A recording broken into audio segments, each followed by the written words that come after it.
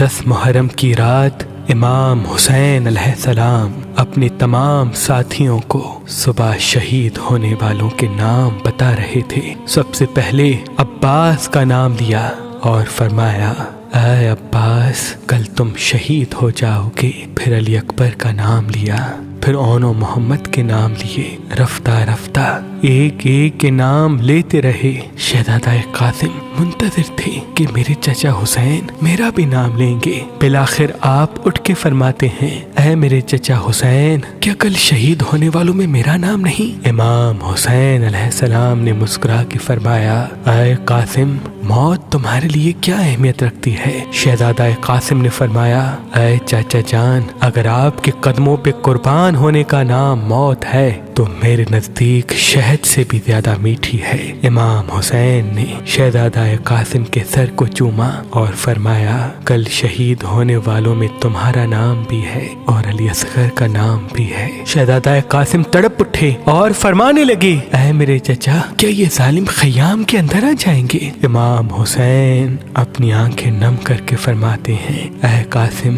میں خود فوج اشقیا کے پاس اصغر کو پانی پلانے کے لیے لے کے جاؤں گا اور وہاں یہ ظالم تیر مار کے شہید کریں گے۔ بس رات ڈھلتی ہے، 10 محرم کا سورج طلوع ہوتا ہے۔ ہر ایک شہید امام حسین کے قدموں پہ قربان ہو رہا تھا۔ بی بی ام فروا دیکھے کہ اس کا بیٹا قاسم اپنے سر پہ ہاتھ رکھ کے زور زور سے رو رہا ہے۔ بی بی ام فروا قریب گئی، اپنے بیٹے قاسم سے فرمایا، اے میرے شہزادے، رو کیوں رہے ہو؟ شہزادہ قاسم فرماتے ہیں، اے میری ماں، صبح سے لے کے اب تک جب بھی میں چچا حسین کے پاس جاتا ہوں کہ مجھے میدان میں جانے کی اجازت دیں، آپ فرماتے ہیں، قاسم ٹھہر جاؤ، رک جاؤ۔ اے میری ماں، آپ چچا حسین سے کہیں کہ مجھے میدان میں جانے کی اجازت دیں۔ بس جیسے ہی شہزادے نے یہ فرمایا، بی بی ام فروا کو امام حسن کی وصیت یاد آئی۔ آپ نے کہا، اے قاسم، تمہارے بازو پہ جو تعویذ باندھا ہے اس کو کھولو، کیونکہ تمہارے بابا حسن نے فرمایا تھا کہ یہ تعویذ قاسم کے بازو پہ باندھ لو،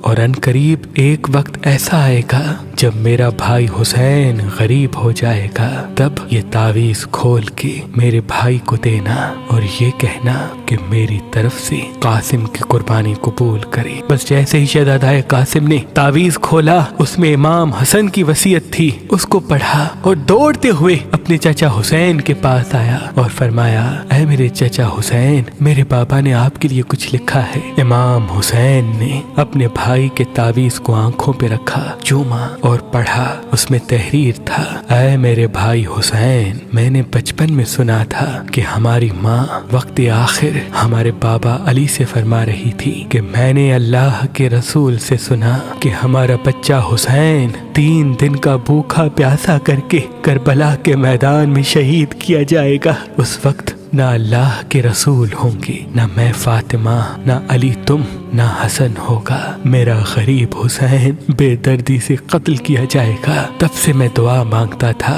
کہ اللہ مجھے بیٹا دے جو میں کربلا کے لیے رکھوں، تاکہ وہ میرے بھائی حسین کے قدموں پہ قربان ہو۔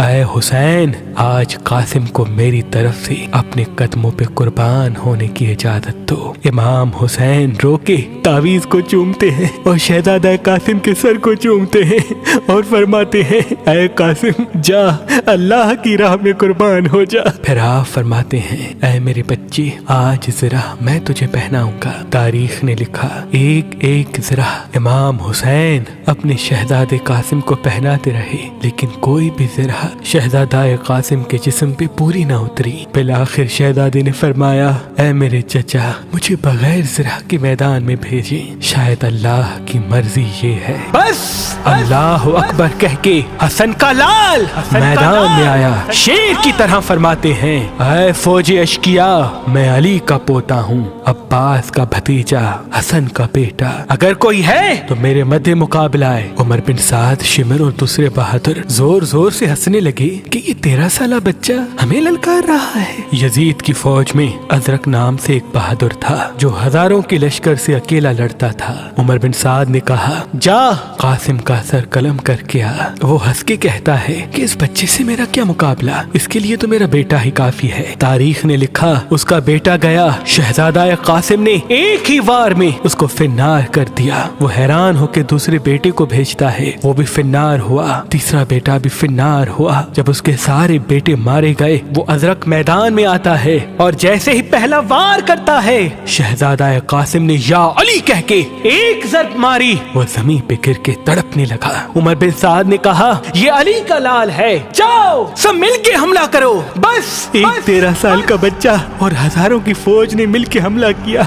कोई सामने से वार करता है, कोई पुश्त से वार करता है, कोई दाएं तरफ से तीर मारता है, कोई नेज़े फेंकता है। बस एक गुर्ज शहजादे के सर पे लगा। शहजादा घोड़े की रीढ़ से जमीन पे आया और आवाज दी, चचा हुसैन मेरी मदद फरमाए। इमाम हुसैन जैसे ही मैदान में आते हैं, मशरिक के घोड़े मगरिब की तरफ, मगरिब के घोड़े मशरिक की तरफ दौड़ते हैं। तारीख ने लिखा, आपका जिस्म मुबारक घोड़ों के पैरों में पामाल होने लगा, आपका सीना पुश एक साथ हो गए, आपकी पसलियां टूटने लगी। इमाम हुसैन बस जैसे ही मैदान में पहुंचते हैं, कासिम की लाश को ढूंढा, ना पाया। बस देखा कहीं कासिम का हाथ है तो कहीं कासिम के बाजू, कहीं कासिम के पैर है तो कहीं कासिम का सर। अपनी अबा में अपने भाई हसन की निशानी को चुनते हैं, बस जैसे एक बागबान फूल चुनता है, ऐसे इमाम हुसैन ने शहजादा कासिम की लाश को करबला की जमीन से चुना, गठड़ी बांधी और खैमों की तरफ बढ़ने लगे। और वहाँ बीबी उम्मे फरवाह खैमे में मुंतजिर थी कि अनकरीब मेरे बेटे की लाश खैमे में आएगी। जैसे ही इमाम हुसैन आए, बीबी उम्मे फरवाह ने पूछा, ऐ मेरे भाई, मेरे बच्चे की लाश कहाँ है? इमाम हुसैन ने गठड़ी को बीबी उम्मे फरवाह के सामने रखा और खोला। बीबी सर को पीट के कहती है, ऐ मेरे गरीब कासिम, तूने अपनी माँ का हक अदा कर दिया, मुझे बीबी फातिमा के सामने सुरखरू कर दिया।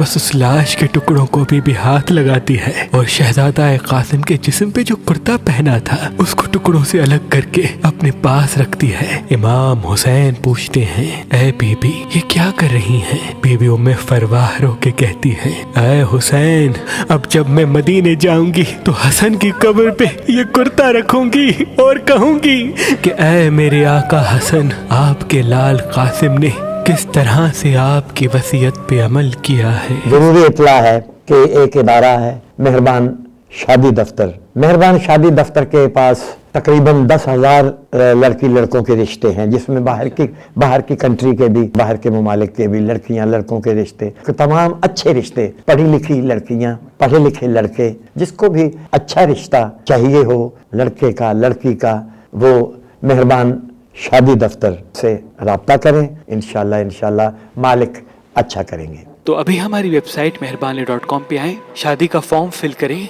और अपने लिए एक अच्छा रिश्ता हासिल करें। मजीद मालूमात के लिए हमारे नंबर पे कॉल करें। अल्लाह आपको सलामत रखे।